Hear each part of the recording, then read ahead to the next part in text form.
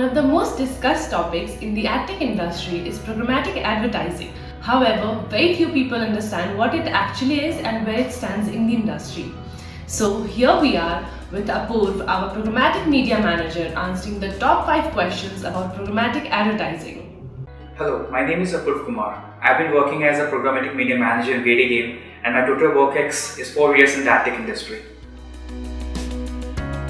Unlike our traditional ways, where advertisers used to advertise their products and services via roadside banners and billboards, now the things have changed when the internet actually kicked in India and across the globe, last 20 years. And users started to spend their time more towards mobiles and their laptops or systems. Now whatever advertisement you are seeing out over there, that falls under digital advertising, or you can say programmatic advertising. Just to describe the word of programmatic, that's what it means is whenever there is no human effort involved, that's programmatic advertising. So the second question which is coming across me is of programmatic deals, but to understand that we must know the entire ecosystem first. See, to start off with, the entire ecosystem is driven by two people out over here. The one who publishes contents, who draw users to their websites, to their mobile applications, etc. And the second guy is the advertiser, who make products and the services. Now these two entities in the ecosystem, the publisher and the advertiser, to understand the question, the programmatic deal, we need to understand how they interact with each other. The only two ways, the one is direct and the second one is programmatic, or the RTP. We'll come to the RTP later on this section. First, we'll try to understand the direct one, where the advertisers and the publisher know each other. Now think of a scenario, when in this entire world there is only one publisher and only one advertiser.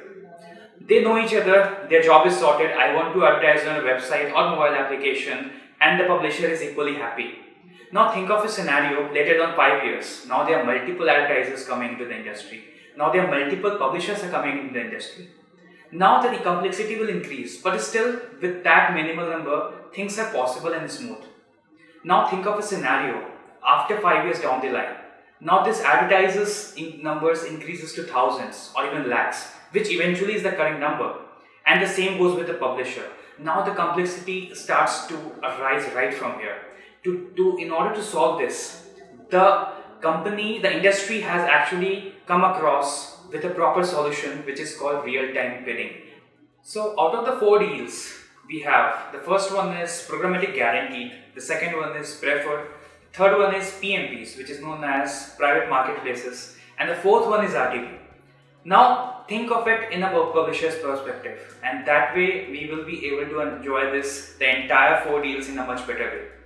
Programmatic guaranteed and preferred deal, both are almost same, but the only difference lies over the volume of impressions that a publisher is going to deliver. The CPM in both the things are actually fixed, but the volume differs. When there is a programmatic guaranteed deal between an advertiser and a publisher commit to give the entire volume with the entire fixed CPM for an advertiser. And when it comes to a preferred deal, a publisher commit to give some amount of volume which is actually flexible. It can be flexible, it can be on day 1 different, it can be on day 2 different, but the CPM is going to be fixed. Coming to the third deal, which is PMP, private marketplaces. This is a very interesting deal for the publishers actually. Unlike the PGNP preferred deal and programmatic guaranteed deal, where there's one-to-one connection, one-to-one mapping, when there's one advertiser to one publisher. But now in PMPs, publisher has the liberty to create its own private marketplace, where a given set of advertisers can actually bid on their premium inventory, allowing them to give the access to their first look inventory to the set of advertisers, and it is known as private marketplace. The fourth deal type is open auction. As the name suggests, it's open. The publisher is actually having the liberty to sell its entire inventory in open auction to every advertiser. Unlike the first 3 deals, the PGPD, the programmatic guaranteed and the preferred deal, where there was only one-to-one mapping, one advertiser, one publisher. And the third one, which was PMP, where there was certain group of advertisers bidding on certain amount of premium inventory coming from the publishers. Now think of a scenario where any publisher must be having 100k of the request. He actually sold half of it or maybe 70% of it via PG, PD or PMP deals. Now for the rest 30%, who will buy that? Now here comes the open auction, where the entire industry is actually based on. This is what RTB does. For the 30% of that inventory, this entire RTB is actually making that inventory accessible for the entire advertisers. Isn't that great? So, it's a very small question, but it needs a very broader perspective to understand it. Let's understand this entire ecosystem much in depth. Now, we started off with two entities. The first one was advertiser, the second one was publisher. Now, both are interacting with each other. Now, we come across with deals where how they are interacting with each other. Now, let's go more granular. Now, the first thing that advertiser do and is focused on to do is making its product and services. They are not meant always to advertise things over the internet and everything. And the same goes with publisher. They have to mainly concentrate on publishing the content to draw proper users. To help publishers out, here comes SSPs, which is known as supply side platform, which does the entire thing, like selling the entire inventories of the publishers. They helps basically publishers to sell their inventory in an open auction.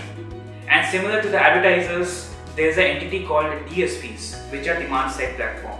They does the same thing which SSP does for publishers. They help advertisers to market their product or the services. These servers are highly capable, or you may call it as tool, for advertisers or publishers to manage their traffic or to manage their product. But this entire ecosystem is very complex when it comes to open auction. So it actually draws many attention, for the bad players in the industry. Things are highly volatile. Things like IVT or less viewability. These are highly big constraints over the industry because, instead of having the real users of the publishers, people are actually getting bot traffic out over there. Thus, getting the advertiser spent on the wrong end and not getting the proper ROI. Talking more of SSPs and DSPs, they are basically some big servers set up by big firms. When we talk about SSPs, Google, Programmatic, Smarto, these are the top ones, and many more in the industry. So their main job is to traffic the publisher's inventory and sell it at correct price. When it comes to DSPs, the big firms like MediaMath, the TTD, the trading desk, Google again at their end, they does the job for advertisers. They handle their budget and use it in a right way to draw the proper ROI. Considering this IPT, masking of domains, the fraudulent activity, the volatility of this ecosystem, many things are happening. And that's where the major thing, comes into picture in the year of 2017. The introduction of ads.txt or app-ads.txt. It has been one such big compliant tool for the industry to fight the fraudulent. It does the same job to actually protect the publisher's inventory and also the advertiser spend. As I talked about IVT, which is invalid traffic, which basically means non-human traffic, which publishers use these tactics to get some more money out of their current web page or application for that matter. Let's more talk about IVT over here. Since I told the market is highly volatile, so some players needs to get in to get things in compliance, and that's where some third-party vendors like FraudLogix or WhiteOps came into picture, who detects these kinds of IVT. See, we already talked about IVT, masking of domain, and how we are, fighting that fraudulent activity. But the major drift is coming across our industry is from the past year and coming to the next year also. So we'll see how we tackle that. We are very much sure, I'm very positive we will tackle that somehow. It's all about data. According to me, the entire industry is data driven. The first party data, the second party data, the third party data. Let me quickly give you a small figure, how exactly it looks like in our industry. Say for example, you're a publisher and you are actually having a newsletter out of there just to engage your users for the higher engagement and to keep a track of users, how they do and what they do. So the data you collect exactly from your users, being the owner of the publisher, is actually the first party data. Imagine yourself as a publisher who writes about books, who write newsletters about books. Now another firm comes up, another website comes up and says, hey, I am selling these books. What about I can utilize your data? So if I'm utilizing your data, I become the second party. So it becomes the second party data. So first party data, second party data is comparatively, very easier to understand and easier to track also. But when it comes to third-party data, that comes when advertising is into the picture. If you're making some money out of your publishers, say for example, by showing ads or some in-app purchases or whatever. So the cookies which they are dropping in your browser, that from there they are actually collecting some data according to the based on the behavior of the users, and that is what third-party data is. And we must be aware that third-party data is on the verge of getting dormant. And that is one such big challenge that the entire ecosystem is going to face. Google has actually come up with FLOCs, which eventually get dormanted in this year January. But they again come up with something new called topics and pledges, which is basically targeting and retargeting of the users and how exactly they are going to deal with this third-party dormantation. So we'll see how exactly it goes. In similar fashion, masking of domain is also a very big constraint for the advertiser's spend. I'll explain you in a very simple way. Say for example, a publisher has a domain in the name of abc.com, but he's selling the inventory of abc.com in the name of xyz.com because abc.com must be rejected for some reason or some IPT must have been tracked over there. That's called masking of domains. Well, according to recent stats, only 50% of the population in India are using internet. So the rest 50% is still on the way. Just imagine the digital content being generated every year or every month or every day for that matter. So the next 50% is still left out. So the more the digital content, the more the advertisers spend. So we know it's very obvious to see how exactly the industry is going to move. We have recently discovered during the lockdown period how exactly the internet has taken over our lives, the edtech industry evolving and simultaneously adtech. Let's see. I'm sure you have got a grasp of programmatic advertising by now. Please leave a comment below with any questions you have regarding the same. Also read the description below to learn more about programmatic advertising. Don't forget to like, share and subscribe to GreedyGame.